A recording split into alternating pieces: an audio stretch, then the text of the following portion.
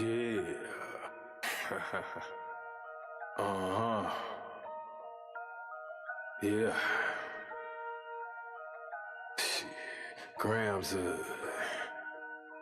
leaders CC's pounds.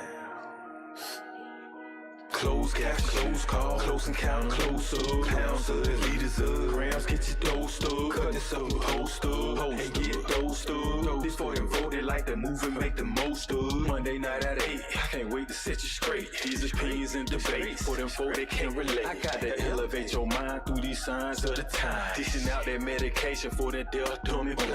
And I ain't hard to find, you can catch me in no trenches. I do the groundwork and I ain't waiting on no sense. I be touching on them topics, politicians fail to mention. And I don't vote for nobody that ain't got good intentions. I'm relentless for my people and I'm here to make a change. I got that true serum hooked directly through your veins. Hey, this is for my people, tune in, catch it closer. Closer, closer, a closer, grams of it.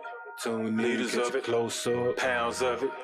Pounds of it, yeah, grams of it, liters of pounds, get your dosed up, dosed up, dosed up, dosed up, dosed up, dosed up, dosed up, dosed up, yeah, something finna come. I know it's a sound effect finna come in a second, y'all. Y'all just brace for it. Somebody gonna get shot, some kind of bomb gonna happen, something gonna happen. Yeah. Oh, there we go. Yeah. Multiple bombs, y'all. Hey, so I had to keep saying Tuesday in my mind. Right. Cause it's Tuesday today, y'all, at 8. You know what I'm saying? You know, we had to take care of a little bit of business on Monday, our normal day. So, you know, we like some media brothers. We ain't gonna trip. We'll pick up on the next day and come and talk to you. I think that just that much of y'all that, you know, I'll come and do it on the Tuesday too. It don't make me no difference. You should be able to. People don't realize podcasting and speaking your mind and stuff like that. You should be able to talk about it anytime, any way, anywhere. Yep. It just flow like it's natural. Yeah, it's a passion, you know.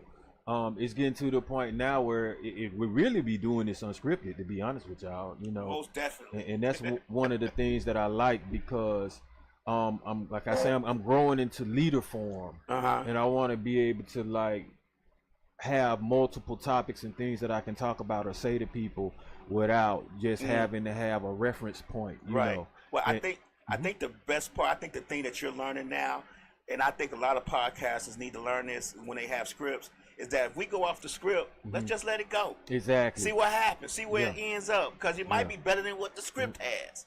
Or what the written down topics have. If you just, you know what I'm saying? We've been doing that the last few shows. We've been just kind of like winging it.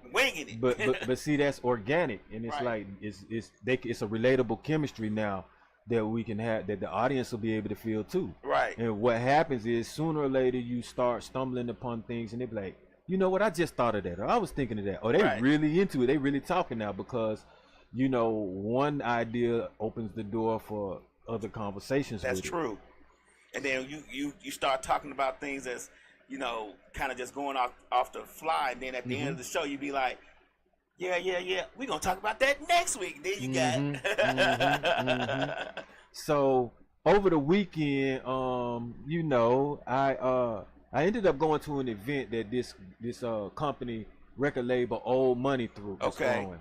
And I met some interesting people and heard some pretty good talent, man. I mean, I'm just beginning, you know, this a hub now for just talent. People all over the place doing R&B and rap, you know. Actually, what I thought was very interesting was they had a 13-year-old on their roster. 13-year-old girl. And her music was strictly, basically, for her age demographic.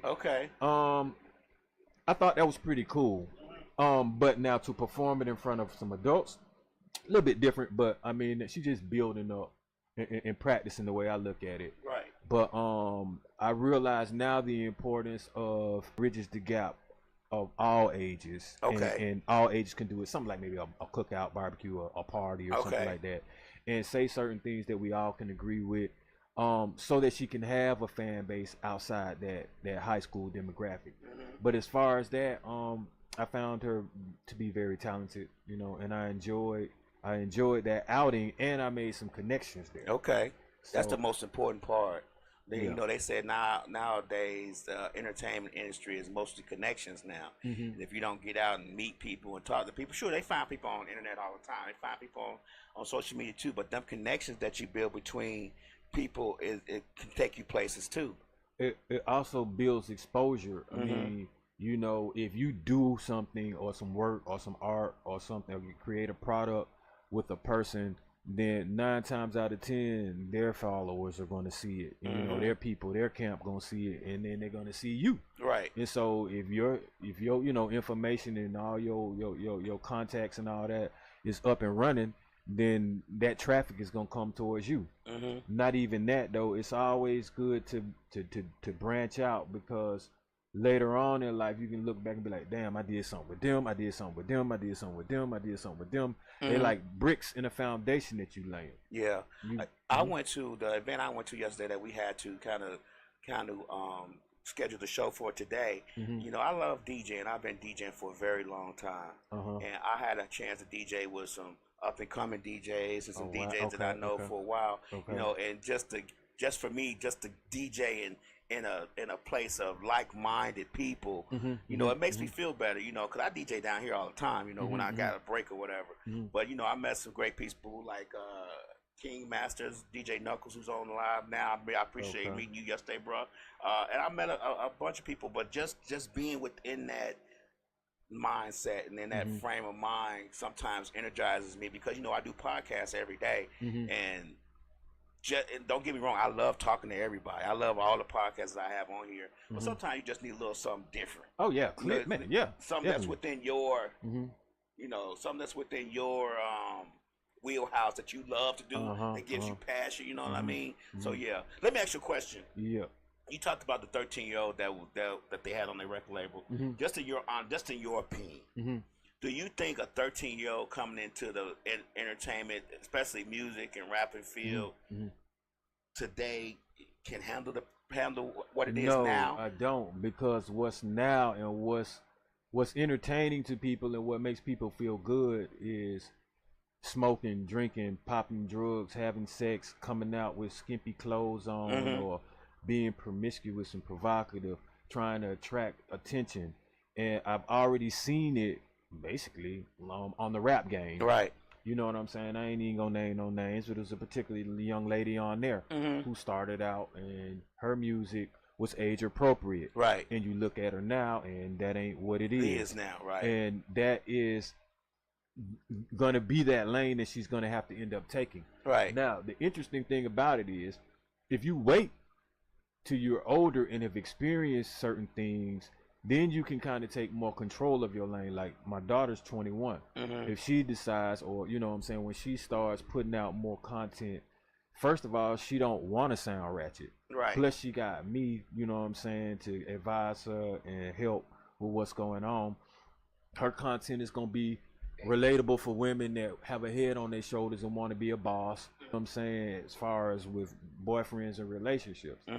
So I say, man, as far as just the atmosphere that 13-year-old was in, it was smoking going on, it was drinking going on. You literally on, you know, right next to a girl, and she talking about drilling and sex, and that's who you up there with on her set. Right. So she had her mama there, but your mama's there for legal purposes. Right. Your mama not necessarily there as far as guarding, doing good parenting, because she there with you. I get it. So it would be better if it was an event like at school. Then it's more respected by me. But my whole thing is, that's why Grind Time, you know what I'm saying, has affiliates and groups that go to high schools, and we set up kind of like, how can I say, productions within that environment for them. So that is who they're speaking to, that's who they're around. And it's encouraging them to use those skills to make money off of it. So in other words, we might be dealing with a 15, 16-year-old cameraman, and he don't have to sit up here and talk about doing drugs. He can use his skills in photography or his skills in filming to make money. I get what you're saying. I just wanted to ask because, you know, you are in the entertainment field. You've been doing it for a while now. And I just wanted to know your opinion with today's environment within the music field and entertainment. Do you think it? I just want to know that you think it was age appropriate for a 13-year-old to be within that? I'm not saying that he can't sing. He might need to be on Instagram or something like that. You know, singing and getting it done. If he could, you know, maybe be found that way, but just being within that networking type of atmosphere with a bunch of adults or older people talking about things that's not age appropriate. And see, the thing is, she was talking about things that are age appropriate. But my thing is, if there's nobody 13 in this spot with us, and we pretty much all had to have ID and we can all drink, and you're 13, you're really not there to entertain them. You know, like Slick, you gotta check your text messages. I sent you the topic. But I look at it like it was a record label that's showcasing their artists, and that they did do. And one thing that I saw that was unique, they had a sheet of paper that had each artist their songs and a certain amount of mics to rate how much you like them, and whichever songs got the strongest, they're probably going to use as singles or focus on them. Oh, okay. So that's pretty decent, you know what I'm saying? Especially if you have a large turnout. Right. I get what you're saying.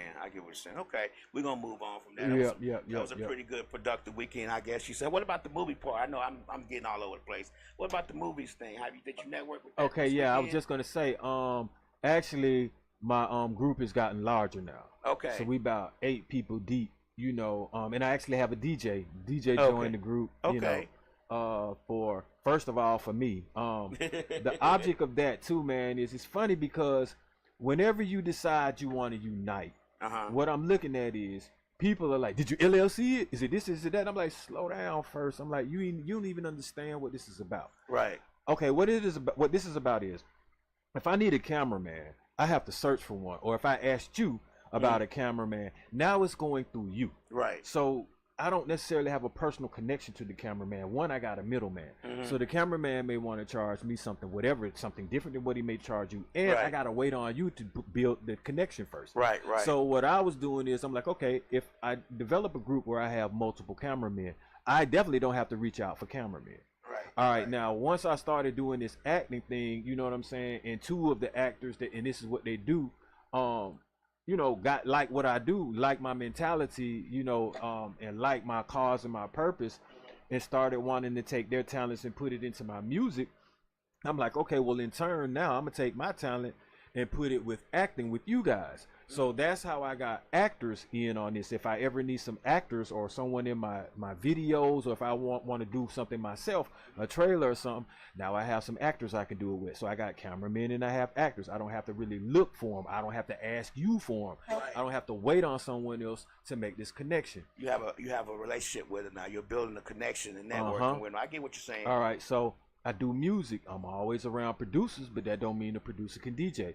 So soon it's getting ready to get to the point where I'm gonna start branching out and performing. I'm gonna need a DJ. Right. So I'm gonna try to. I got it. You're a DJ. Right. So I'm already in the collective. I know this. You see what I'm saying? So I don't have to go very far. And I want these chess pieces within arm's reach. Right. So that it makes all of us look better, and me as a collective when I come to a table or to another record label or another person or another individual, and I'm like, oh, well, I already have what I need to make my videos. I have what I need to do performances. I have what I need to do a short film or whatever. It's impressive. Now it's like, well, damn, either we can cut the check or can we get involved? I think it's a very smart avenue. I really do. I believe that makes your vision be able to come through just that much quicker, and you be able to bring it to fruition just that much quicker. Exactly. Because you don't. There's nothing wrong with necessarily going to a third party, but when that person knows you, they may be willing to move around a few things to help you get what you need to get. You get what I'm saying? Basically, you say, hey, Lab, you know a cameraman? I'd be like, hey, cameraman 6, can you talk to? And then he like, I don't know him. And whereas you can say, hey, cameraman 6, I need to shoot a video today. He like, man, I got no what time? Okay, I'll be there. You know what I'm saying? Let me move some stuff around. When you start a business relationship off, it can get personal to a degree because they're going to be there for your call and start respecting you because they know from the rip it was about something beneficial. Right. And it's also helping them because they're building a portfolio as you do. Right. They're getting better in crafting at their craft and getting paid to do it. Right. So that's another reason why I'm cutting out the middleman. No, if I could speak directly to you, then if I need you in a particular emergency situation, I got you. But the thing is, what certain people need to understand is this isn't just for me too. Right. Everybody in the group, I don't have to be, if it's 3 people in the group and they want to do something and they say, well, I want to shoot a film and you're not involved in it, I'm not going to be pissed off. Right. Because guess what? When I do want to shoot a film, I can pay for it and I can be involved that way. Right. But the point is, I set up a platform for those people now to be able to work with each other. It's resources. It's a way to unite. And that's what I've been trying to do. People act like they scared to unite or too competitive to unite. That's the part. It's not scared. It's competitive. It's competition. And I don't see how a DJ can be competition for a photographer, but you'll be surprised how much that is the case. How much, you know, people don't want you to shine off of their polish. You get what I'm saying? If they built something up, they don't want that connect that to you and connect the dots and all that and make it a bigger house or a stronger foundation. They figure, if I put him in, he may or she may. So it is competition. That's the saddest part. So what went into, these are select people that I'm picking now, and I'm picking people based off of temperament.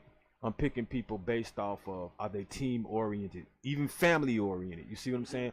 I'm picking people based off of their business. I'm picking people based off, are they prompt or not? I'm picking people based off of availability and skills. You see what I'm saying? Right. So it's basically like minds, because right now I don't have time to convince anyone. I don't have time to hold somebody up. We holding we're a unit ourselves. Look, I think I'm sorry, I didn't mean to cut you off. I think a lot of times when you have that connection, that collective like you have, the hardest part is getting people to appreciate the value that you all bring together. And like Slick said, it's competition when it doesn't have to be. It's clout chasing. Sounds like building this, and Word Empress says sounds like building a solid foundation. Exactly, but they don't necessarily see the worth or the value in what you got, what you're trying to build together. Let's say if I say to a DJ or artist or a poet, and I've tried to do this many times. Hey man, come on my platform. We're gonna live stream you over the over the internet. We're gonna give you a copy of the video. We're gonna do this for free. All we need you to do is maybe shout out our radio station every now and then, or say something about it, or you know, we're gonna give you a free video. We're gonna live stream you on all our platforms, radio, everything. All you gotta do is just bring the art, and we'll make the rest happen. But you know how many people do not even bother answering the DMs? Yeah. You get what I'm saying? Because they feel like, oh, that ain't, you know what I'm saying? They don't see any value. And a lot of people say they don't see value in free. So, they see more value when you charge them. If I said, look, come on my platform, we're going to live stream you for $400, they going to think about it. Yeah, but see, here's the thing. When you usually start putting prices to things, then people start looking to ways to get it for free or cheaper. Right. All right, so with me, how I'm like this, like I say, I tell people all the time, you are the value. You sitting up here wondering what's about to get paid. Like, create enough content to make yourself valuable no matter where you at and what platform you boot up on. But I say another thing about this group that I have that I like is, and it's kind of like leading into what we just got to talk about. Like, there are 2 people that have not really replied or responded to multiple threads that we've had. And I respect that and I like that, because when I met one of the when I worked with one of them, so when I saw him, he was like, yeah, I just been reading everything gassed up until right. I'm getting my mind right for what I need to be doing. Those are the kind of people I like too. I got some of them. Some people know, hey, talking, we ain't always got to talk. The only reason why I'm talking is because it's encouragement. And they do need to know it's some organization going around and we got our foot on the gas.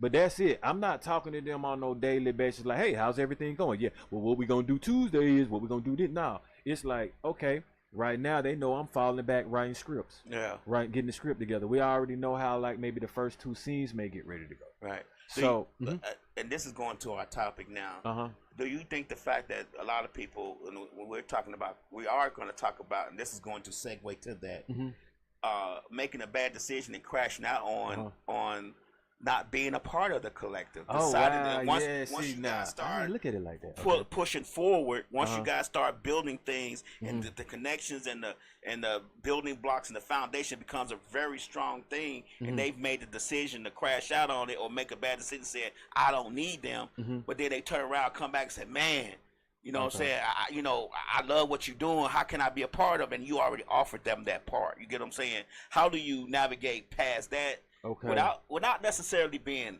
mean, but saying, hey, I already offered, you didn't take it. Now that I've built it, and now you want to come. As they say, if you build it, they'll come. You get what I'm saying? I navigate past that by being less accessible to them, respectable when, and make it kind of amicable when I stop kind of communicating with them, because it's not like I'm not communicating with you intentionally. I have too much work to do, too many other people to talk to, too many groups that I'm in. If I'm focused on making that and focused on my role in that, I don't even have time to keep going back to people. Like I said, we're not convincing you. We're not trying to, you know what I'm saying, get you to do anything that you don't want to do. Right. We're not trying to convert you. We're trying to work with you, meaning it shouldn't even be trying if you want to work. We're working together, and that's it. We build it. Right. So with that being said, you can't keep up with me if you're not working with me right now. I get to make the decision of whether I want to, allow you to or not. And that's going to be whether or not you burn the bridge, or if I can find something that's going to be beneficial within you, for you and myself at the time and where I'm at. Because see, here's the thing. You could lose less, you could lose value to me the more value I gain by myself and the further ahead that I get. Because I don't need you now. Right. You see what I'm saying? Your value and your stock was up when you were day one with somebody, as opposed to a fly by night, a come and goer. Or you come when the money here, but you gone when it ain't. Right. You not here when we got the ideas and we sweating, but you here when we want to pop bottles and champagne to celebrate. Right. So you can best believe people are aware of energy, because right now what we do is we have Zoom meetings and we know who's coming to these Zoom meetings. Right. So we know who done been at 30 meetings and who ain't been to none. You see what I'm saying? Right. So sometimes your effort is your value. Your effort is always going to be what gets you paid. So what make you think that your effort ain't value to someone that's trying to do something for themselves as well? Right. I always say, once I figure it out on my own, I don't need you. You get what I'm saying? Like, if I figure this out on my own, like you said, your value is less. Like where Empress says, because everyone plays a part. Let them play it. I like that. But yeah, And to actually like tie it in, like what you were saying to our topic for crashing out, I think you would be more likely to be crashing out if you're gonna judge somebody and not want to participate when you have all the resources and avenue to you. It's a crash out to not take it. And definitely if you're gonna double back when that person has showed you that they can move 10 steps ahead of you. But see, what I had to explain to one person is this. I'm like, look, you don't want to do something anymore because you feel like you're not getting paid at it enough, or you're not at the celebrity status and the money status that you want, right? So I said, if they were to give you $100,000, maybe $200,000 to do what you would do, to do what you're doing now, that you're upset with and you're not satisfied with, what would you do with the money? Right. So she started saying, oh, I would buy this and that. I get a car and get this and this and that. I was like, yeah, I said the same thing. I ain't no celebrity yet. I ain't got all that money yet, but look at, I got a new car. Right. I said, so what I started saying is, I'm the value. I'm going to get what I want to get. Right. Regardless if that lane is going to pay it for me. I'm worth what I want to get. So go out there and get it. You ain't got to be an NBA basketball player to get the house that you want. Right. Some people get it by playing overseas. Right. Right. G League, you don't even know who they are. Right. But they proud to get up and go play. Maybe their benefit is they're healthy. They're athletic. They got stamina. They got endurance. They have a decent athletic body. They got their own house. They can travel. They may not be looking at it as, ooh, I'm the face of the league. I got all these hundreds and all these millions of dollars. I got all these chains. I really be thinking people subliminally be wanting that so bad that you're gonna wait on it. I'm not waiting on it. I'm trying to figure out how to go get a diamond chain if you wanted it. Right. If I wanted it. Right. You see what I'm saying? You're not gonna be like, I gotta be a rapper or a celebrity or I gotta be in a movie. I gotta be with Marvel for me to get the shit that I want. Right. And I don't think a lot of people. I don't think they even wear a lot of diamond chains, but I find it interesting how, and I used to be guilty of this. I used to be guilty of having jobs and get so mad, be like, you know what? hell with this job. They treat me bad. I'm done with this job. I'm done with this. And I still have a little bit of tendency to do that because you work so hard for things and you have a vision of what you see and you want those visions to come to fruition. But if you're doing it with somebody or doing it with somebody else, you also have to apply what they're applying to your dream as well. A lot of people don't realize when you're working with other people, even though you're talking about the dream and where you want this certain thing to go, their path may be a little bit skewed than your path, and y'all got to figure out how to come through the middle of the fork instead of going on each end of the fork in the road. And I don't think people realize that, but I've been guilty of, man, I held this job and me too. Fuck that, and I'm done with this, and I'm done with all that, and that's to me that's a crash out because you're not thinking of other people, which affects that you affect when you do stuff like that. It's a domino effect too, right? And then also I flip my perspective. So now imagine saying, hey man, this job right here bought my dream car. Right. I'm now about to go on this dream vacation because of my job. You know what I'm saying? Or I'm going to take this job and let this job invest into my future, meaning I'm going to entrepreneur with the money that I'm making so that I don't have to work for it, or so that I can create some extra financial space so I don't have these burdens and stress. Like a lot of times people will see what you have. Just because you got something, you don't know how I got it. Right. You don't know how much I make just because I have a house and a car. You see what I'm saying? I could be borderline homeless or I could be borderline rich. You just don't know. Right. You see what I'm saying? And so my thing is like, take the opportunities, one, that people provide, and then do you with it. But as far as, yes, I've had to actually stop some people from crashing out at work, meaning like, some people want to call out so much. Right. To call out a lot when you know you have kids or when you know you were just damn near behind on your rent. It's kind of like crashing out because you're neglecting your responsibilities. Trying to fight at work, man. It really ain't even worth it. Now what I'm starting to realize, if you're a person of a certain class or a person of a certain intelligent and thought and common sense thought process, why lower yourself to the vibrations and the frequencies of the folks that want to start fighting, that's willing to crash out, throw their job away just because they upset, when you can just either walk away or just take some time to just think? Or why come to work high and drunk and crash out like that? Well, they have rules against that. One of the things I kind of got smart on, and it came with age. When you have a job and they stop giving you stuff to do, and they start just letting you just sit in the area, or like I've always had office jobs, and in a job right before the pandemic, I was working at a law firm, and all of a sudden they just stopped giving me work to do. Oh wow! And, just stopped giving, because I was proofreader and stuff for the law firm, and all of a sudden they just stopped giving me stuff to do. Now I could have crashed out and said, man, they ain't giving me no work. Fuck this job. I ain't coming back. But no, I said to myself, I'm going to sit in this office until they fire me. Oh, wow. I got you. You get what I'm saying? Because I feel like they want me to quit. So now I'm going to sit here, and if you don't have nothing for me to do every day, that's on you. I'm still getting paid the same.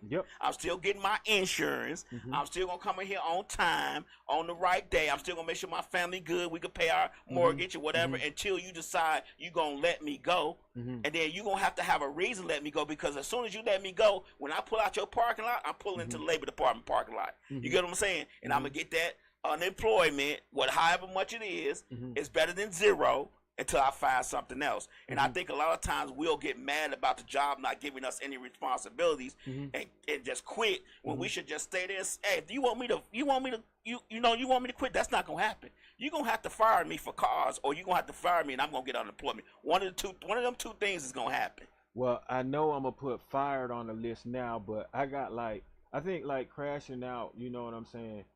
Cause it's not always about dying or getting locked up, man. But it's a lot to do with making bad decisions based off emotions and reacting quickly and irrationally with it. And we tend to have that 0 to 100 real quick mentality, wherein a calm voice could rectify the situation, but next thing you know is I gotta speak you and get loud rather than maybe outthink you. And then situations start going to the left. People start crashing out and putting their hands on people rather than trying to find a peaceful resolution or just have a debate. Or it's okay to disagree with somebody. Like, when did disagreeing just lead to violence all the time, man. You know what I'm saying? Or throwing some shit through a window, or just like you say, getting fired, not showing up to work intentionally just to cause problems and not work with somebody so someone else could have to do extra work. Like Slick says, I'm not fighting at work, but if you grab me, it's on. Word Empress says free money. Word Empress also says lack of emotional intelligence. That's dope. I honestly agree with that. Right. Especially like with like these drill missions, and that's with, I would say, a lot of the youth, man. Between, I'm even gonna say like maybe 10 years old up to like maybe like 25 or something. I don't know at what age they stop drilling, but I do know it's senseless, and those are definitely crash out missions, and a lot of innocents are involved too. And sometimes, man, folks just be shooting up houses just to shoot it up, just to get initiated into something. So you shooting a random stranger's house. Like, this is like crash out type mentality, man, that is trending, and that you actually see some people on social media apps filming themselves doing it. Right. Do you think people nowadays even take the time out? You know, a while back you say, man, before you do something, take 10 minutes, count to 10, and see if you still feel the same way. I don't think people even count to 10 no more. I think they go straight from 0 to 60. Well, like they say, 0 to 100 real quick, fucking quick. Like, yeah, it's like, let me see how I can obliterate this person or this problem, rather than let me just sit back and see why we're even going at it. Like, a lot of times, man, when you see someone do something extreme and you sit down and talk to them, and you say, well, what happened? And the way that they explain it, first of all, sometimes you can't even understand them, because a lot of the times it's ignorant, because ignorant people, like she just said, emotionally ignorant and stuff. Ignorant people are going to act irrationally very fast, so it'd be hard to even decipher what and why they did it. But when you boil down to it, like, I think crashing out is people who getting shot over Popeye's chicken sandwiches when that shit was out. You know biscuits. What I'm saying? Biscuits and things like that, you know, unalived because somebody jumped someone in line, and somebody's girl is mouthing off, or somebody man wanna prove a point to some other dude over a lady. You see what I'm saying? We crashing out over bad relationships and cheating and stuff. I don't think that makes any sense. I saw, like, before we were live, you know, I was talking about, I saw where this lady was crashing out in front of the judge. Like, if a judge is talking, I'm gonna advise y'all to shut the hell up. If the judge tell you to be quiet, I'm going to tell you now, shut the fuck up. Because they will hand out that time like candy. You could be like, oh, and okay, 30 days. What? 60 days. If you 90 days. Do it again. Oh, 190 days. Like, they just running up your time, and you're gonna have to do it. And if you want to get out of it, you're gonna have to have a lawyer, and you're gonna have to pay more money. So it's like, that's crashing out. I mean, you got your freedom in the balance of your mouth. So you need to shut that shit. Do you think people even I just don't feel like people even think about that part. I don't think that people even sit back and think about the crashing out and bad decision part. Not only how it affects you, but how it affects the people around you within your life. Like, they don't even, like, if me and you arguing, like Slick said, if people are quick to get in someone's face and shooting people and stuff like that. If me and you are arguing and you say something I don't like, and I just pull out something and start and unaliving you, what sense does that make? Because not only have I ruined your life and all your family's life, if you have children, whatever the case may be, now I've ruined my life, because there's always there's always going to be a reaction to an action. Whatever the reaction may be, now my life is ruined too. And I don't think people take time to think about, I'm mad, my emotional intelligence is low, I'm finna take care of him and, you know, unalive him because he said, you know, my shoes look ugly, whatever the case may be. But I ain't taking time to think about, now my life is over. Because, to be honest with you, when that kind of stuff happens, it's not just one life that's unalived, it's 2 lives that's unalived, because you're gonna have to face some consequences. So here's the thing, young people haven't been alive long enough to understand certain dire consequences. Those that tend to program the mind know that a youth and an adolescent is going to act off of emotions. How the hell does a baby let you know that it's upset? It's going to. That's emotions. All right, so you don't get out of your emotions and your feelings until you start understanding, one, how to express and how to talk and how to think. You got to think your way out of a lot of things. A lot of people don't understand that you can win a fight without even being physical, because all they know growing up is, I'm going to lash out by punching, and nobody stopped them from doing that. And then now they fist or they words.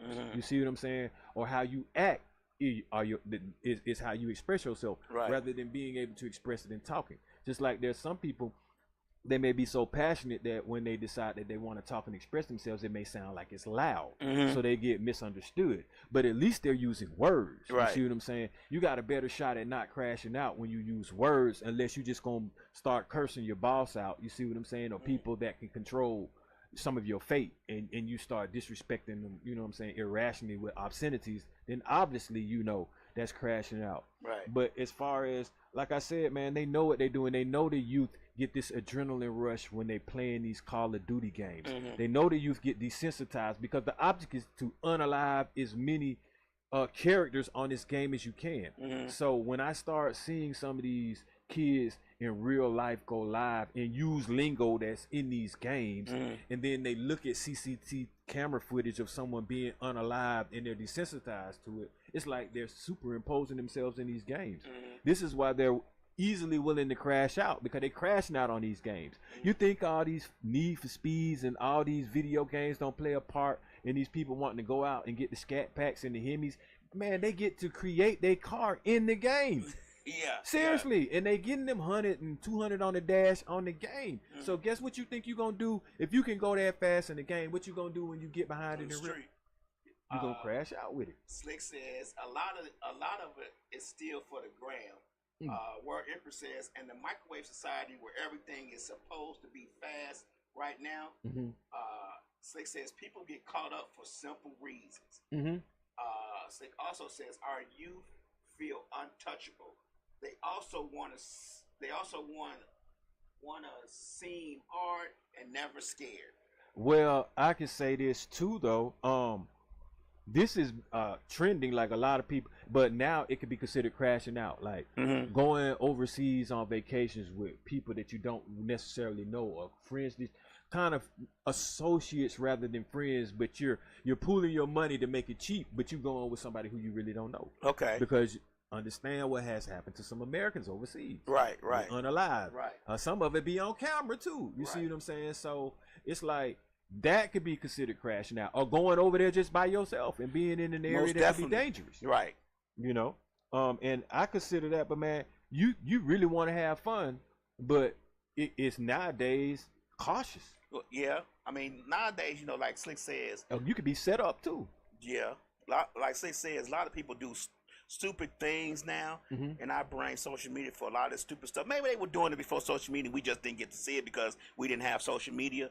But now I just feel like the stupidity of a lot of things that's done for the gram is just really retarded. Like, you crashing out so you can try to get a couple of 100 likes or go viral for stupid stuff. I mean, I'm not saying, I just don't feel like me pulling out a gun on a live and pointing and doing all that stuff is necessary. Because for one, if I do have problems with people, now they know that I have a gun, so now they're gonna come ready and prepared. So why would I do that? Well, my thing is, why not get likes and subscribers, listeners, and followers for something that's creative, unique, authentic, because it's you, and it's constructive or productive. Like, we can't have everyone trying to compete for hundreds of thousands of views to do stupid shit like high-speed chasing cars, or street race, or get cops in high-speed chases, and you got a baby in the back and you want to go live. Because what starts happening is you have people that are going to want to match that energy, or you have numerous people that may not even want to see that are now seeing that, and or you're involving people in real life, real time, that don't want to be involved in a high speed chase, and you blowing by them, might wreck their brand new car that they have and they love, and they or you got them nervous now. They may be scared to drive for about a week or two because of that. Or I just people random shootouts, like you can see the muzzle flash and hundred shells. Like this is crashing out people in broad daylight. And I don't think people, like I said earlier, and Word Empress says, and the stupidity is celebrated online. That is true. I don't think you're so right, Word Empress. The stupidity is celebrated. That's why there's so much of it on there. I don't think a lot of times people realize how that, like you said earlier, the domino effect. You think about the scat packs and all these, you know, highly charged cars and how people go live and they doing 200 through traffic at 5 p.m. and you know, in rush hour traffic and crashing out. Now, people don't realize that when you get one of them cars, your insurance is extremely high now. I mean, I have never driven a scat pack, but now I got to pay for the stupidity of someone else, because as soon as I get one of them cars, it's going to ring up that this car is known for whatever. Now I got to pay $4,000 a month for insurance because someone else chose to drive the car stupid. And not only that, some people will crash out trying to take it from you, meaning like damn near try to rob you and get in the shootout, you know, all these other type of things, all because of that particular crash out type mentality. And that's all insurance too. That's all the price of doing business, I guess. I think a lot of this mentality and vibes are spread through like relatable and identifiable trauma in our like music and kind of like entertainment. A lot of the times I see people enacting some of the lyrics. Or you just see them, you know, they may, you know what I'm saying a rhyme and actually doing certain things and start stealing or shoplifting and, you know, just doing things like reckless. Reckless is the crashing out too. You see what I'm saying? It's like the new wave is to just go out there and roll up in front of a police officer or something. You see what I'm saying? Smoke weed all in the damn train station and all like that. To me, that's crashing out. To other people, that's normal. Like, it was literally a chick that was mad at the police officer, and I ain't saying this is like super criminal now, because I know you got some states where it's legal, but this chick in the train station in Marta, like sitting down, smoking on the steps inside, blowing smoke all around kids and stuff, and you mad and cussing the police officer out for telling you to move, not even putting the cuffs on you.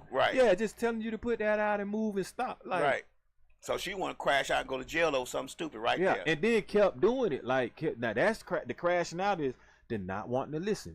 You know, I also got road rage is crashing out. Most definitely. Like, I'm gonna tell you one road rage incident I have, and it was a while back. It had just snowed. It was icy. You know, here in Georgia.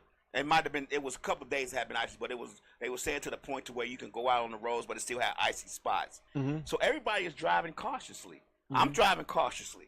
I don't want to spin out and hit the wall, but the car behind me is just having a fucking fit about I'm like, the car in front of me is going just as slow as I am, and he blowing his horn. I'm like, dude, it's ice on the road. Like so he zoomed past me. Blowing his horn, 5 miles off the road, he just slid and hit the wall. He literally crashed out. That's karma. Exactly. Yeah, that's crash out karma too. I like that. I appreciate that story, because that's just due, just served right there to him, and just deserved. And I'm thinking of like what makes that crash out mentality. What makes that adrenaline boost to just jump off that cliff with stupidity. And sometimes it could be jealousy towards someone. It could be hatred. A lot of times, sometimes it's curiosity. But I do see people crash out in the name of entertainment, or just like that adrenaline rush.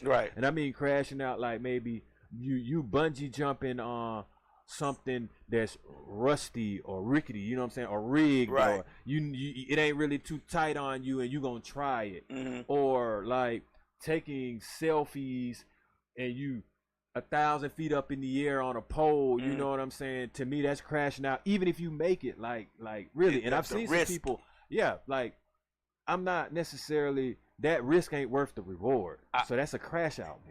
We've seen videos of people, this couple who climbs objects real high with no ropes, no nothing. They just climbing these things and jumping from one to the other. And we talking about thousands of feet in the air. And I feel like that's crashing out, because one slip and it's done. You're done.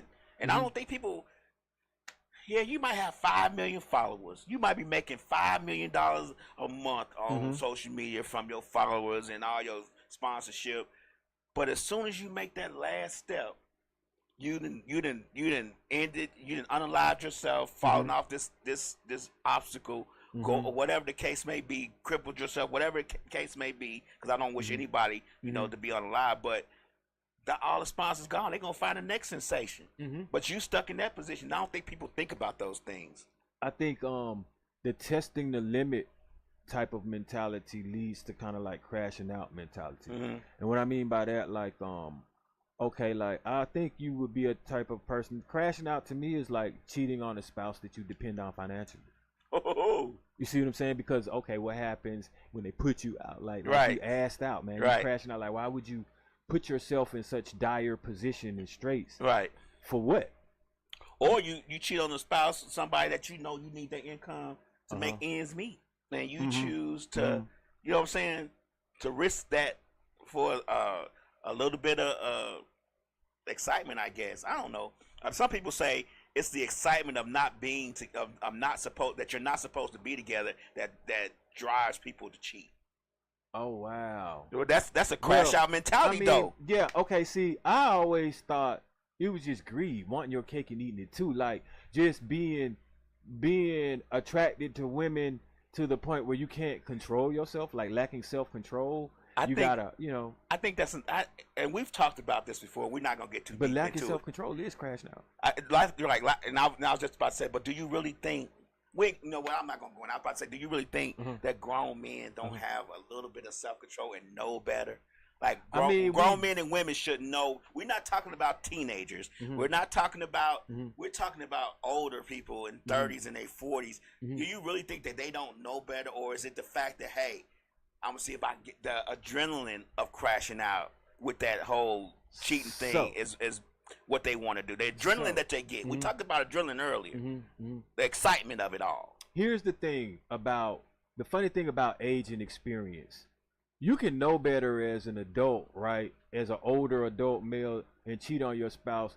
But if you never got caught in the past, you don't know the karma from that. So you might not have the maturity that a person that has done before, or a person who has been around someone that has been so devastated from it that you are scared to do it, or you don't want to do it. Or see, with me, I know how karma get down. Right. So I know. Be careful what you wish for. Be careful what you ask. Bitch. Here's the karma. She don't like. Here's the karma. Like no. See, karma is like skinning a cat. It's a million ways karma can hit you. Right. You can cheat on your girl, right? Let's say you cheat on your girl, and she don't cheat on you, right? But the girl you cheat on her with get pregnant or something. That's some karma. Or the girl you cheat on her with flip out on you and start slashing your tires and things, and you got to explain to your girl who don't know. What's up? See, it could be like that, or the girl that you know can find out, and you lose both of them. So you got to be careful how you crash out with your karma. Right? Yeah, I don't think people really think about those things in the heat of the moment. But see, that's the thing. Like I've always been a thinker, even as a kid, because as a kid I know it's a repercussion to your action. Always. As a kid, you got to treat life just like the stove. If it's hot and you touch it. Okay, you might be able to tap it. All right, the karma is you still gonna feel it, but it's not gonna last as long. But you know, a lot of times I like that stove analogy because I'm gonna throw a curveball for you. If I'm telling you the stove is hot, but you go touch it anyway, you get what I'm saying? That's crashing out because I'm telling you, hey, don't touch that stove. Check this out. It's gonna be repercussions from you touching it. Check out what an older man will do. Put an oven mitt on and touch your stove. What the hell? Come from experience.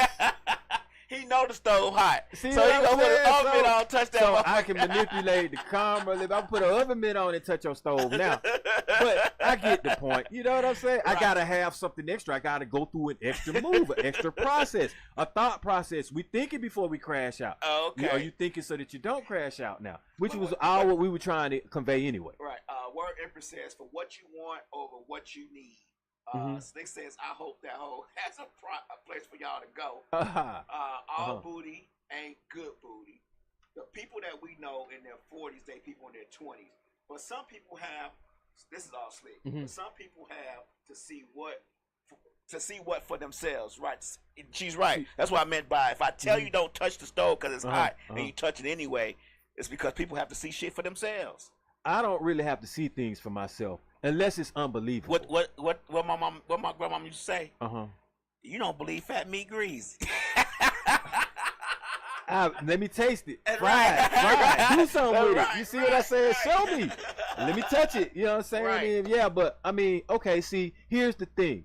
If the experience ain't gonna kill me, I might run with it. If it ain't, but you don't know harm. that. You don't know. See, we don't. That's the part I love when we have these conversations. We don't know that. People are crashing out over cheating. We just talked about this before the show. People are crashing out over cheating spouses every day. I mean, that's just how it is. And see, my thing now then, if you value your life and your freedom, you're not gonna like try to put those in limbo and balance first. You're gonna be rational about your decisions that you make. You see what I'm saying? Like, you can always just be like, okay, you know what? I'm about to go to this bank right here and shut this bank account down. You know what I'm saying? As opposed to, I'm finna go to the gun shop, get a gun, go get these bullets loaded up and unalive something. You see what I'm saying? Like, you're on that whole plane when you could just be like, you know what? I'm not gonna do this again, so I don't have to feel this way. Right. Like, what makes people just run straight to the negative all the way through the dark? In the dark now, like you just walked. You went from dusk.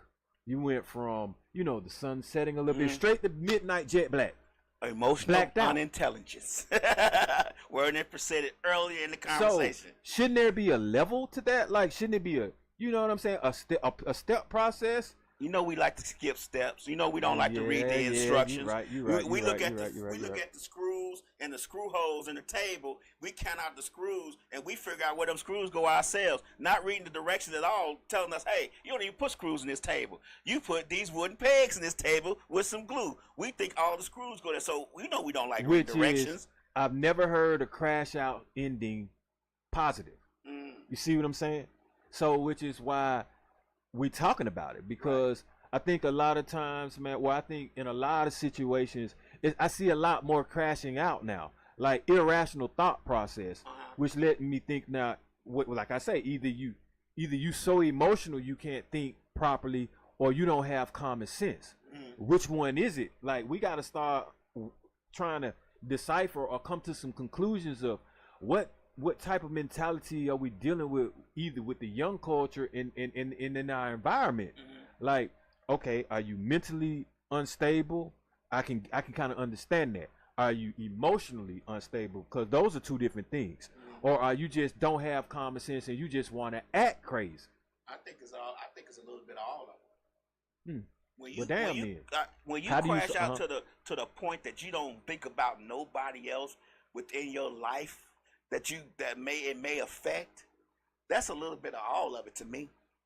But there are people that on a daily basis, man, like I know how I could trigger them to crash out. Right. Meaning in a yelling argument match, like just be so loud and ratchet and embarrassing that we lose our jobs behind it. Right. And I can do it with a whisper. You see what I'm saying? So I'm like, what's on some of these people's shoulders that we have to take it there all the time? Because clearly with all of the shootouts that we have, and the fighting on lines and it's some stress in our system, like, it's stress in the world, period. And a lot of us, most of us can't really handle too much stress. And they say pressure busts pipes, and sometimes it could be the smallest thing that sets you off. It is not because that thing is what's really bothering you. It's because the collection of all the things are bothering you. When you start putting stuff on, they say you don't break, you bend. Sometimes people break because the pressure that's put on their backs is so much that it breaks. You like we always say, you never know what a person's going through that day. A lot of times, some people crash out because they can't face the music, or they can't face the repercussions of the actions. Like, you'll have some people that are more willing to crash out because they have a warrant on there, or they are on probation, or they on parole, or they know they're about to be arrested and do some time and they can't handle that. Okay. Some people crash out because they may have court dates coming up, or crash out because they know they have a heavy responsibility coming up, and when they look in the mirror they can't handle that load, so they go do something stupid and take themselves off the street. Right. Some people crash out to impress people. Like I've seen people have to be put in critical condition in situations or unalive themselves on motorcycles trying to impress somebody, or you know, trying to take on more than what they really can, maybe, and trying to protect someone, right, or trying to prove that they you know, more gangster than what they are, and you know, just end up just doing stupid things, you know what I'm saying? And a lot of it, like I say, to me it's more common than what it should be. Right. I think the part that hit home, that's really a big part of a lot of this, is trying to impress someone and trying to convince someone. You get what I'm saying? A lot of that crashing out has to do with, I'm trying to impress this person, like you said, on the motorcycle, doing wheelies or doing stunts, and they really not prepared for that, but because everybody else around them doing it, they feel they can do it, and they, you know what I'm saying, they hurt themselves and crash out. Or I need to convince this person I'm not nothing to play with. You get what I'm saying? Like, it's the impressing and convincing of other people that has a lot to do with crashing out to me. And I'm starting to kind of condense it to 2 D's. Like desperation and maybe kind of like deviancy and stuff like that, you know. But it's because feelings of despair, they don't always have to lead to crashing out, to be honest with you. But a lot of times, I think sometimes being who we are, we don't either want to be labeled a certain way or looked at a certain thing. So it is held within us to the point wherein when it comes out, it seems like it's crashing out. It's like we explode because we'll hold 3 or 4 instances, like, you know, that's strike 3. Right. See what I'm saying? And instead of at the strike 1 addressing certain things so you don't crash out, you get to that 3rd or 4th strike. Some people be on 10 strikes, or sometimes look, or some people don't even recognize when the trauma was a strike. Like they really do be having PTSD or be halfway shell shocked, so that when something does happen, it triggers them. They crash out because they black out. They don't even understand that it's what they have done, because of the trauma that they haven't flagged. Okay, I get what you're saying. So, do you think that I don't think that there's any way to solve the crashing out part, because I feel like it's getting worse, and it's going to get worse before it gets better. I'm glad you just said that, because I was going to say, you ever seen somebody have reservations for a crash out or reservations to do something stupid? And them be them kind of people, oh, let somebody try me today, I bet I crash out. Like, these things are starting to, when you say those type of things, believe it or not, what you do is you set yourself up for I kind of like the grand finale or the coup de grace. You set yourself up. It's like you're reserving an instance where you want to get so mad that you take it there, and eventually it's going to happen, and it'll happen sooner than you know, believe it or not, or without you even expecting it. Yeah, because it's like you speak it into existence, or like you say, without expecting it. A lot of times when I see some people and I see it about to be crashing out, or I see it's about to lead to a fight or something like that, they don't expect it because they're in it and they're not even realizing what they're doing as they're doing it. And I think it's because they're either so desensitized or so used to seeing elevated debates and conversations. I'll give you an example. Stephen A. Smith, when he talks, he's always yelling. So the people are used to that, right? So when you see somebody in real life, if they're communicating like that with each other, you don't know whether they're gonna crash out or not now, because this ain't for entertainment. You see what I'm saying? And you can best believe if it's gonna be a shouting match, at some point it's gonna go to the left. It could. Well, most of the time it does. Right. Because if you shouting, what else do you do to try to prove a point now? Right. Now I gotta shout. Or you're gonna get in somebody's face or start getting closer. Right. And then next thing you know, that all that energy is gonna combust. Yeah, I get it. Slick says some are so desensitized that they don't know or have even thought about the repercussions. Yeah. But I think let me ask you a question. When you see somebody and you know they're known for being aggressive and and loud and stuff. Let's just say on TV, like you said, Stephen A. Smith. And then you meet them in person, and they're not that way. You know what I'm saying? You're expecting it. Your defense is that's going to happen. How do you think it? How do you think it? Like, say if I was loud and aggressive all the time, man, you saw me and I was like, "Yeah, man, I'm good. Like, how you been doing today, bro?"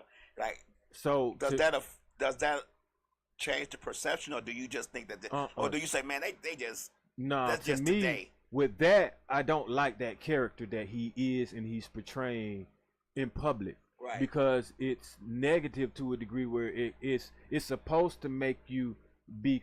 What's that word? Controversial or whatever. Right. It's supposed to draw debates, but in doing it, you belittle a lot of us in the process, and you're doing it on a platform where a lot of other people can see it. Okay. So I don't think that should be considered cool. And then when we see you in person, you totally the opposite. Nah, be how you are. Like that. When you see me, I'm gonna be the same way. Like I'm the same person that I am on this podcast that I am in person. I'm the same person if you listen to my music that I'm gonna be in person. The only thing you might see me start switching and being different is if I gotta act a particular role. Right. That's acting right there. You see what I'm saying? Now, I expect to do something different than that. But other than that, man, when you're a person that's in the media and public, I prefer just me to be who I am. Well, let's just say they're not in public. Let's just say it's somebody that you know. Like, I consider Slick to be aggressive. Let's just put it that way. And my defense is always when she says something, because she does say things aggressively. I mean, I can't lie. I'm always on defense. You know what I'm saying? I'm not on, like, my response is always defensive, because I hear the aggression in her tone, and the first thing I say is, the hell is she being so mean about? You know what I'm saying? And it may not be the case, but it's the way it's perceived. How, like, say if somebody you knew was like that, would you just keep perceiving it like that because you don't know when it's gonna be aggressive, or do you just let it go? I'm kind of good at reading people, so I'm gonna take the aggression and look at the body language with it, and then I'm kind of cynical, so I'll meet you with your same energy. See, but I'll do it in a sarcastic kind of way or something. See, you know, I might be, you know, I'm that way too. I don't think it's nothing wrong. I'm gonna meet you sarcastically too. Yeah, like, you know, but what I won't do, I don't do petty. But you know that, well, I'm petty. I ain't gonna. I'm the pettiest person I think. The reason, in the world. But see, to me, petty it might require it keep getting back to somebody get the last word. Like, I've been learning now just to let people get the last word, or let them feel satisfied with their ending. You need to teach me, but see, this is the thing. This is why I say that, because I'm a finisher. I don't start shit. Okay. So if you start something, or if I feel like I've started it, I'm not gonna beat a dead horse. Okay. If you started it, but you got to get the last word, I'm gonna let you, because a finisher, I'm not talking about I finish shit with words. So I'm gonna let you have it. Okay. You see what I'm saying? Because, or if I finish it with words, you're gonna be hurt. And now I'm gonna have to explain to somebody why you crying, or explain to somebody why you want to get some get back at me, or explain why it's getting physical now. So I'm trying to learn that. I'm trying to be less petty. I'm trying to be less cynical, because those things can lead to crashing out too. So I'm not gonna lie. When you be petty like that, sometimes it can lead to crashing out. And I'm very petty. I try not to be, but sometimes the devil on my right shoulder be like, "You gonna let him say that?" Hey, I'm gonna tell you some real shit right here. Right. And you gonna know. Hey. When I start thinking of whether or not how I want to keep engaging with someone, I think about my blood pressure. Okay. Straight up. Do I want to elevate my blood pressure to the point over this? Thank you, because after a while, that could start meaning health issue wise. Right. For me. And I ain't trying, like, if you start elevating I'm getting away from you, because it's like, man, why do I want to get my heart rate up, sweat, get angry with this person or something like that, and when I don't have to?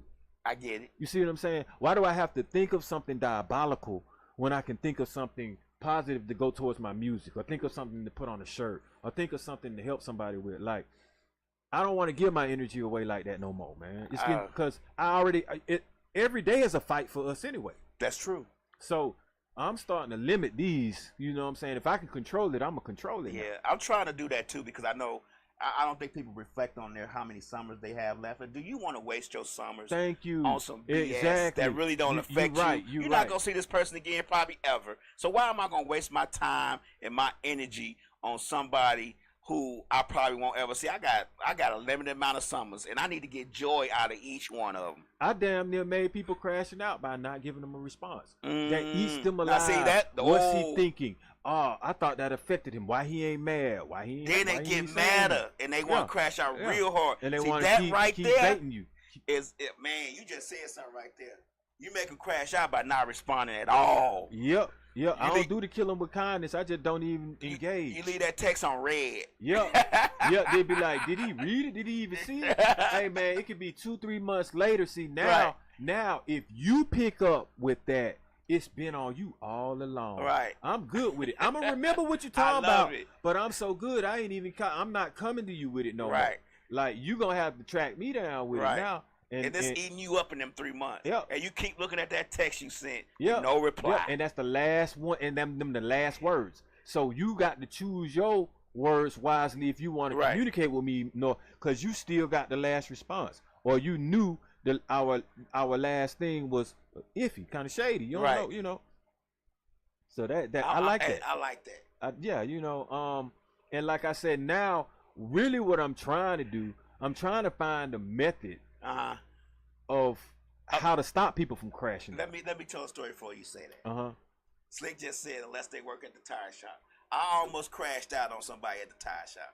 I'm not gonna lie. Oh, so what just happened? I'm gonna tell the story real quick. Now I'm gonna let you get to the solution. I was at I had a tire that was in the trunk of the car, and I thought it was a nail in. I thought it was a leak. So I took it to the tire shop to see was there a leak in it. He ran it through some water, no bubbles, no nothing. Took out the water, gave it back to me, said $20. Oh, okay. I said to check the tire, like there's nothing wrong. You literally just ran some water on it. Yeah.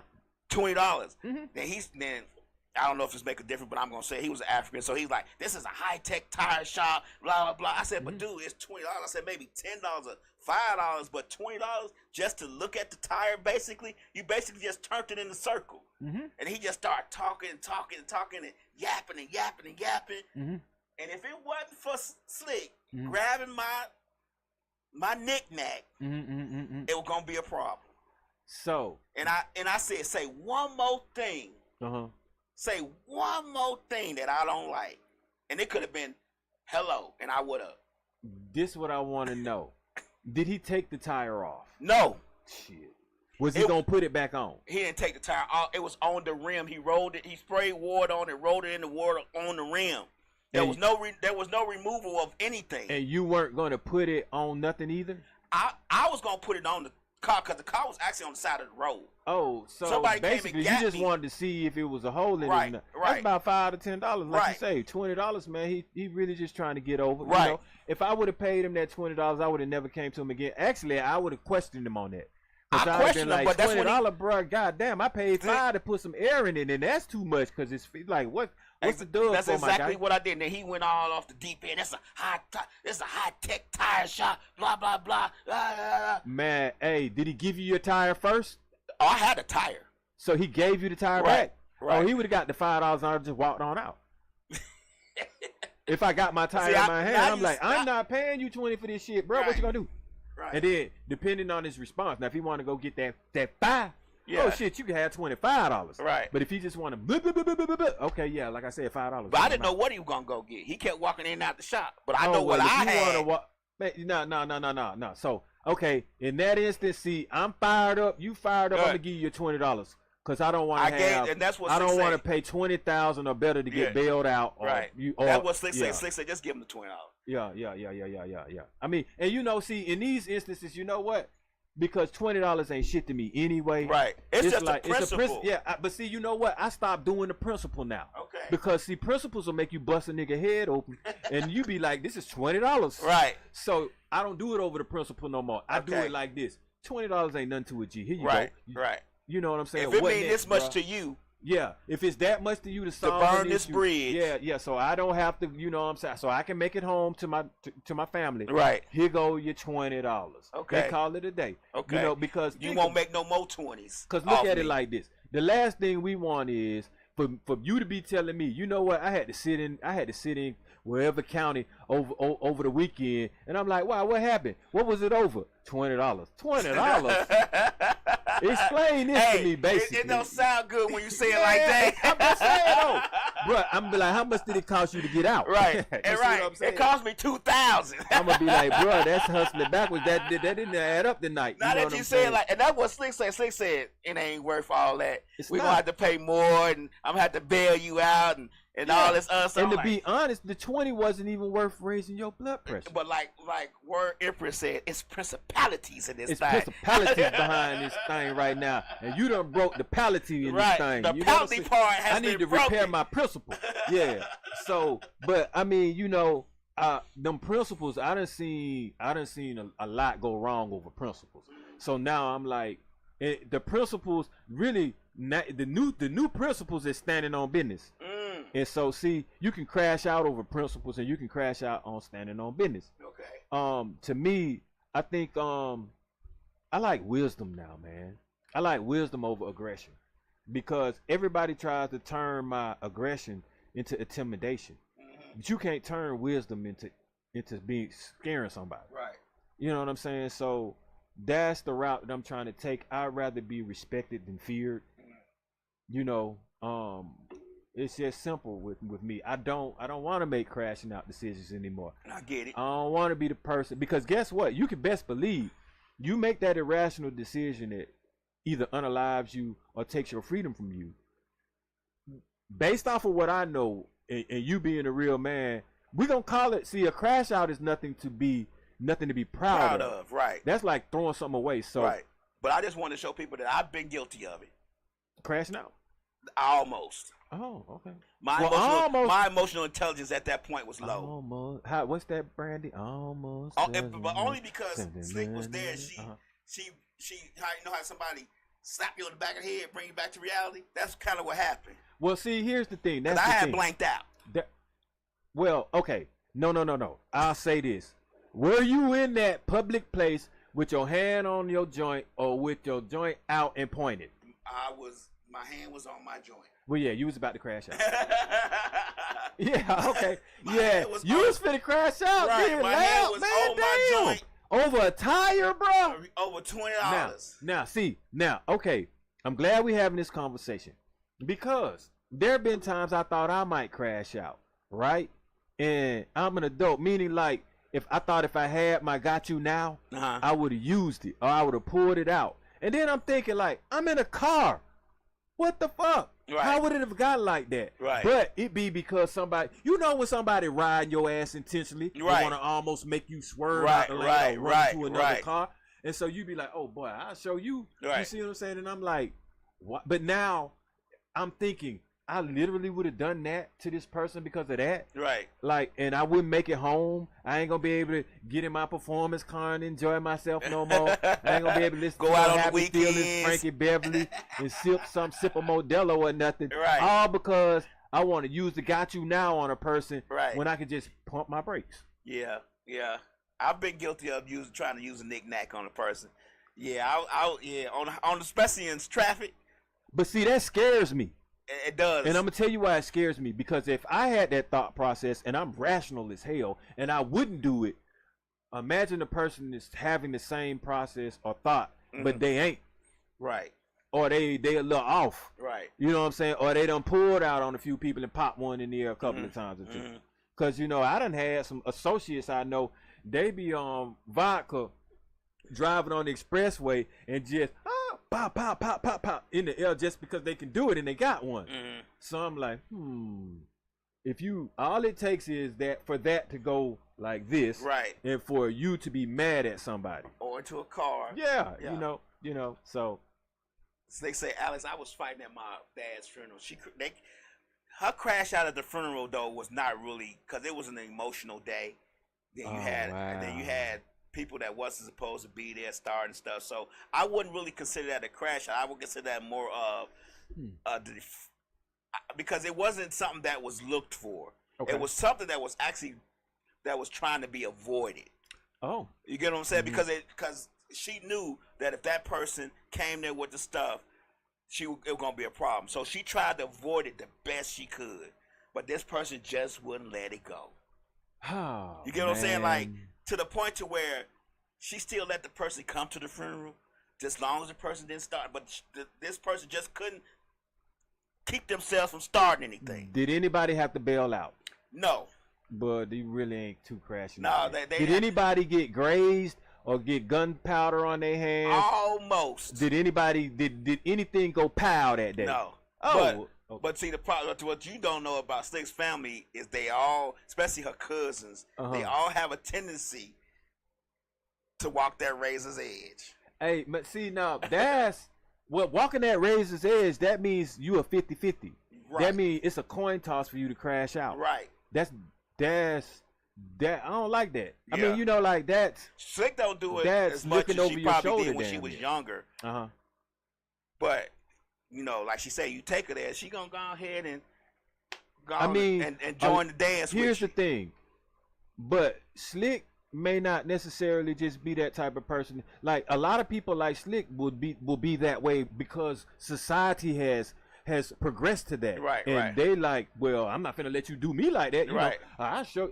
Basically, I give you your same medicine. Right. And I got, you know, I mean, me, like, I'm kind of like, oh, I'll show you what crazy is too. Right. But I don't want to. You see what I'm saying? Right, So right. my crash out is reserved. Okay. It's like, here we go. You know what I'm saying? I don't have an incident where I'm going to crash out unless it's not try to protect myself, basically. Okay. Because, like, going up in something, like, I'm not even going to crash out over money, man. It's some people that'll crash out like over $1,000. Right. Will kick in some doors and start pow, like it's a million or something. Right. You know what I'm saying? And I don't want to be that type of person. Okay. I can respect that 100% because to be honest with you, I don't want to be that type of person. I don't think I'm really that type of person. I mean, that was the only one instance, but I do protect myself. I'm not going to just let you do me any kind of way. But I don't think I'm going to. It's going to get to a point now, especially at my age and my summers being limited, that I'm not going to want to waste them on you. I understand. And that's what I say to myself. Like, I'm not finna waste my time on this person. I'm not finna waste my energy trying to explain myself or trying to talk back and forth with this idiotic person. I don't have. That's 15 more minutes out of my summers that I done wasted on this person. I think a main component to crashing out is being impatient. Because if you're immediately responding to something, you have no patience or you lacking tolerance. That 0 to 100. Exactly. Right? And see, me being patient has allowed me to test whether I will crash out or not. Meaning, like, I've done the $1,000 test where I've let someone borrow $1,000, right? So I'm like, if you ain't gonna bust nobody over 1,000, don't bust nobody over 10,000. It's just 1,000 behind it. Right. Get it back. All right. Well, like, the only thing that's gonna require me to crash out, like I say, is if my life is in danger, not my finances. I can always get some finances back. I can't get my freedom back. Right. I can't get the, you know, and like you were saying, like, you don't have the time left now to waste on someone. Right. I definitely don't have the time left to waste away in jail. Right. So most definitely, I'm not trying to crash out. That's crashing out to me, death to jail right now. And I ain't speeding the death up. So I'm not throwing the key away. Right. So with that being said, I mean, you know, because didn't I say like robbing someone could be crashing out? Right. Well, not giving it up can be crashing out. So like, so it's like a catch-22, right? Like it's like there's different ends of the same snake, right? Yeah. You get what I'm saying? Yeah. No matter which end you choose, if you choose not to give it up or you choose, you know, to defend yourself from it, it's still a snake. You get what I'm saying? Like, it's still some consequences behind every action. So now, I'm gonna take some things that you were saying because we're getting to like the resolutions. Mm-hmm. Well, you said responsibilities. I like that a lot because guess what? You'll have all the time in the world to think about the responsibilities that you had and the new responsibilities that you're gonna have in jail if you crash out. Just thinking responsibilities of people too. Like you might have a son, a daughter, a child. Right. That shoot, man, like your family. Right. I think you owe it to them is to be a responsible enough adult to not get yourself locked up and take that joy of them seeing you be alive and free away from them. You know what I'm saying? A lot of times you might not understand that they lose a piece of themselves when they lose you. Right. Or when they lose communication and contact and visual sight and being able to hold you. You know what I'm saying? Like you don't know how deep your parents feel about you because you are their creation. You're a part of them. That's true. So I already know, like I know, like I'm gonna lose a part of my parents when they're gone. You see what I'm saying? Because I'm a part of them. Right. So I think, like you say, that definitely responsibilities should keep you from crashing out, man. Sense, like perception. Patience. Which will go up under time, man. Like just take the time sometime. Calm down. A lot of times if you go to therapy, they're going to tell you either jot some things down that bother you. Because when you're doing that takes time. Or they're going to tell you, take the time to think, count to 3, decompress, walk away. Right. That's a good one. Walk away. A lot of times, man, and it definitely break my heart, those that get shot in the back, you don't get a chance to walk away. But there's a lot of times people, as you're walking away, you hear the insult or you hear the bait. You hear that what is it when you try instigation? You hear that. You hear them trying to draw you back into the fight. And some people that break and fold and do, a lot of times they'll say, man, if I'd have just kept walking.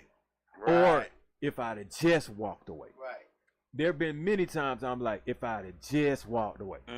Hell, I'm like, if I ain't even come to this, you know what I'm saying? Right. If I ain't come here, if I with my first mindset, I ain't going. Yeah. And that's another thing. Think of your first mind. Think of your conscience. That like tap into yourself. Like save yourself from yourself. A lot of times, like listen to your advice, because the same mind that talked you into crashing out, I'm quite sure had something in the back of it. It's like, should I really do this? Right. Or you knew you were gonna do that person some harm, so you knew if it was harmful, it's bad. So bad is crashing out. Right. Like think, give yourself the time and give yourself that thought process that you deserve. And then, like I say, another thing, when you make your principles that you stand on something of merit and of value that won't let you crash out. Right. Right. And I think, guys, ladies and gentlemen, with that, we've come to kind of like an ending. We have not managed to not crash out in this episode. Right. So, by the way, don't be tricked. If you guys are my usuals, today is Tuesday. I got to remember that myself because I'm used to coming and seeing y'all on a Monday. But tune in next Monday at 8. That's when I'm going live, not Tuesday. And I appreciate everyone that decided to stick with me and tune in. Give them hell, Shell. What's up, Unc Steve? I see you. Appreciate you for tuning in. Everybody be blessed. I'm back next week.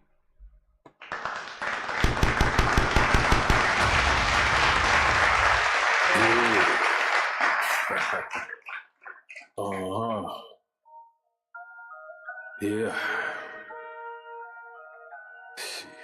Grams leaders CCs, pounds. Close cash, close call, close encounter, close up, pounds of leaders of grams, get your dosed up, cut this up, host up, and get dosed up. This for them voted like the move and make the most of. Monday night at 8, I can't wait to set you straight. These opinions and debates for them folk that can't relate. I gotta elevate your mind through these signs of the time. Dishing out that medication for that death dummy.